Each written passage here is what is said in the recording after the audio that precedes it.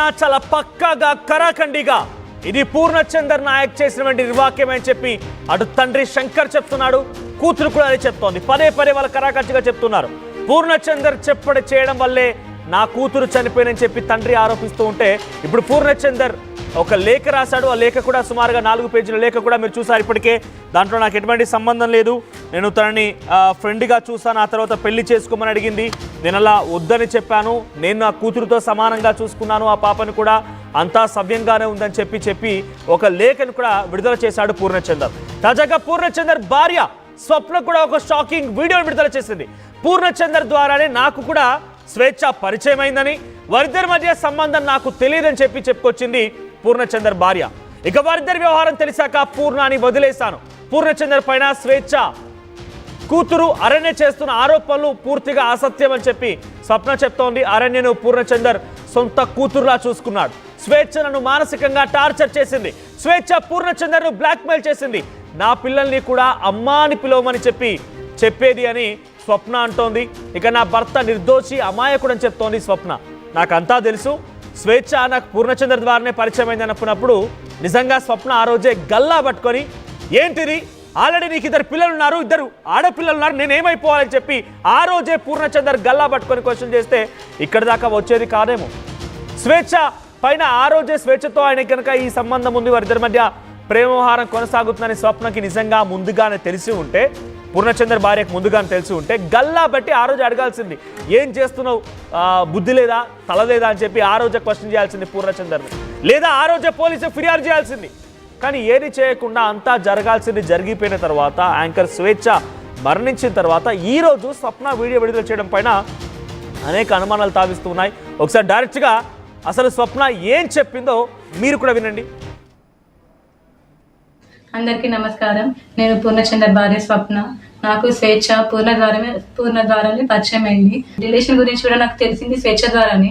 తను నాకు ఫోటో పెట్టడం ద్వారా తెలిసింది. నేను పూర్ణని అడిగాను ఏంటిది అని చెప్పేసి అడిగితే చెప్పాడు. చెప్పినాక నాకు అనేది గొడవలు స్టార్ట్ అయింది. అక్కడ నాకు ఇంకా తెలిసింది ఏంటంటే అక్కడ కూడా తనతో గొడవలు ఉంటున్నాయి అని చెప్పేసి అంటే ఇంకా నేను ఆయన ఎందుకు ప్రెషరైజ్ చేయాలి అని చెప్పేసి నేను ఆయనను వదిలేశాను.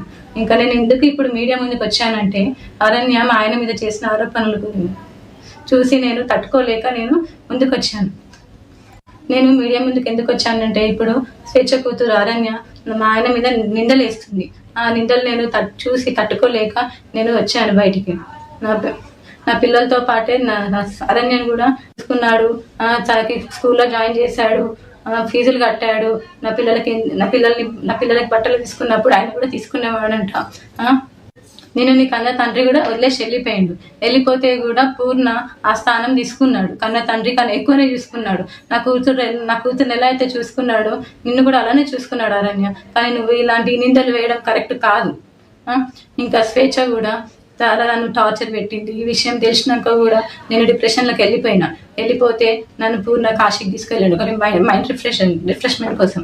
తీసుకెళ్తే అక్కడ కూడా ఫోన్ చేసి సతాయించింది. ఎందుకు తీసుకెళ్తున్నావు, ఆమె ఎవరని చెప్పేసి నువ్వు తీసుకెళ్తున్నావని సతాయించింది. ఆయన ఫోన్ లిఫ్ట్ చేయకపోతే నా ఫోన్కి చేసి సతాయించింది. అసలు ఎక్కడికి తీసుకెళ్ళినా, ఫంక్షన్కి వెళ్ళినా, ఎక్కడున్నా కూడా నువ్వెందుకు ఆమెతో ఉంటున్నావు, నా దగ్గరకు వచ్చేసాయి అని చెప్పేసి చాలా బ్లాక్మెయిల్ చేసింది. ఎప్పుడు చూడండి స్లీపింగ్ పిల్స్ మింగడము.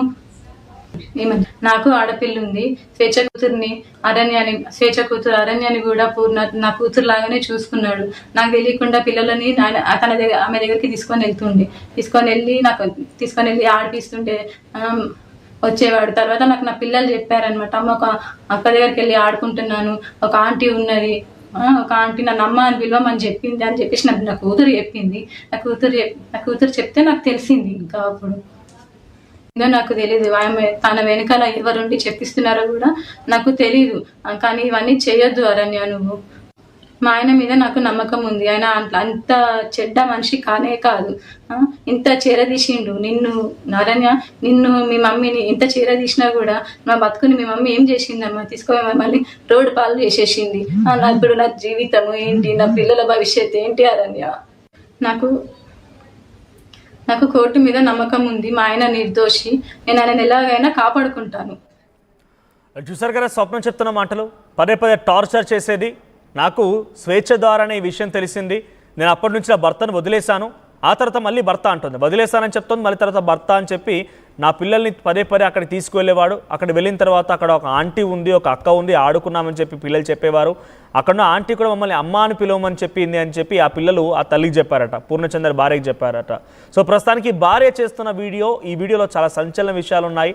పూర్ణ పైన ఈ రకంగా ఆరోపణలు చేయడం తగదు అంటూ స్వేచ్ఛ కూతుర్ని మెన్షన్ చేసి తన వీడియోలో చెప్పుకొచ్చింది. నిజంగా ఆ రోజు మీకు నిజంగానే ఇబ్బంది కలిగిందన్నప్పుడు, మీకు నిజంగానే బ్లాక్మెయిల్ చేసింది స్వేచ్ఛ అనేటువంటి ఒక అభిప్రాయం మీకున్నప్పుడు, ఆ రోజే కనుక న్యాయస్థానాన్నో లేకపోతే చట్టాలను ఆశ్రయించి ఉంటే, పోలీసులను ఆశ్రయించి ఉంటే ఈ విషయం ఇక్కడ దాకా వచ్చేది కాదేమో. కానీ మీరు అక్కడ పూర్ణచందర్తో కొంత ఏకీభవించి పూర్ణచందర్ వదిలేశానంటే అది తప్పు. పూర్ణచంద్రపై ఇప్పుడు ఇన్ని ఆరోపణలు వస్తున్నాయని డెఫినెట్గా దాంట్లో ఎంతో కొంత మీకు కూడా వర్తిస్తుంది. ఆ రోజే కనుక మీరు బయట పెట్టి ఉంటే, ఆ రోజే కనుక మీరు ఫిర్యాదు ఇచ్చి ఉంటే ఇక్కడ దాకా వచ్చేది కాదేమో. మరిన్ని అప్డేట్స్తో మా ప్రతినిధి పెట్రిషా సిద్ధంగా ఉన్నారు. పెట్రిషా, ఏంటి ఇప్పుడు పూర్ణచందర్ భార్య స్వప్న చేస్తున్న వీడియోలో స్వేచ్ఛ టార్చర్ చేసేదని, బ్లాక్మెయిల్ చేసేదని, స్లీపింగ్ పిల్స్ వేసుకునేదని, పూర్ణచందర్ అమాయకుడని, తనకి ఏం తెలియదని చెప్తోంది. సో కానీ గతంలో తను ఆ రిలేషన్షిప్ బయటపడిందన్నప్పుడు వెంటనే కనుక పోలీసులకు ఫిర్యాదు చేసినా, పూర్ణచందర్ పైన ఏదైనా కంప్లైంట్ ఫైల్ చేసినా, లేకపోతే ఇంకేదైనా జరిగినా యాక్షన్ తీసుకుని ఇక్కడ దాకా వచ్చేది కాదేమో. కానీ ఇప్పుడు భర్త అరెస్ట్ తర్వాత స్వప్న ఈ వీడియో విడుదల చేయడంపై ఎలా చూడాలి? ఈ వీడియోను ఉద్దేశించి ఇప్పుడు సామాజిక మాధ్యమంలో కానీ, ఎందుకంటే బికాస్ ఈజ్ జర్నలిస్ట్, చనిపోయిన వ్యక్తి ఒక journalist, at the same time సమాజంలో ఒక మంచి సేవా దృక్పథం ఉన్న వ్యక్తి, కవి రచయిత్రిగా కూడా ఉన్నారు. సో ఈ నేపథ్యంలో ఈ వీడియోపై ఎటువంటి రెస్పాన్స్ వస్తోంది, రియాక్షన్స్ ఏంటి?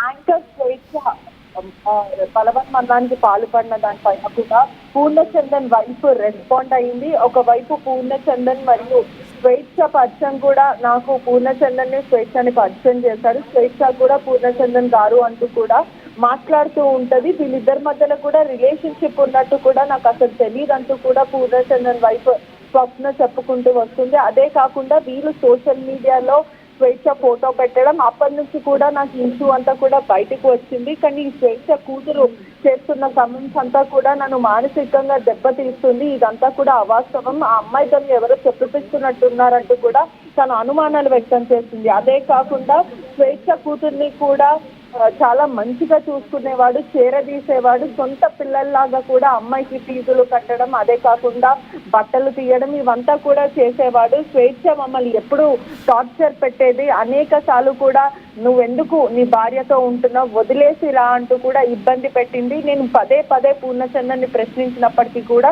లేదు, నేను ఉండట్లేదు తనతో, తనే నన్ను ఇబ్బంది పెడుతుంది, స్లీపింగ్ పిల్స్ వేసుకుంటుంది, ఒకసారి బలవన్మరణానికి పాల్పడింది కూడా, ఉరేసుకుంటా అని కూడా నన్ను అనేక సార్లు బ్లాక్మెయిల్ చేస్తుంది, నేను తన చెరువ నుంచి బయటికి రాలేకపోతున్నానంటూ కూడా భార్యకి ఎన్నోసార్లు చెప్పుకొని ఏడ్చిన సందర్భం ఉందంటూ కూడా స్వప్న చెప్పుకుంటూ వస్తుంది. అదే కాకుండా అనేక సార్లు మెంటల్ టార్చర్ అనేది స్వప్న మాకు ఇచ్చింది, నాకు కానీ నా భర్తకి కానీ.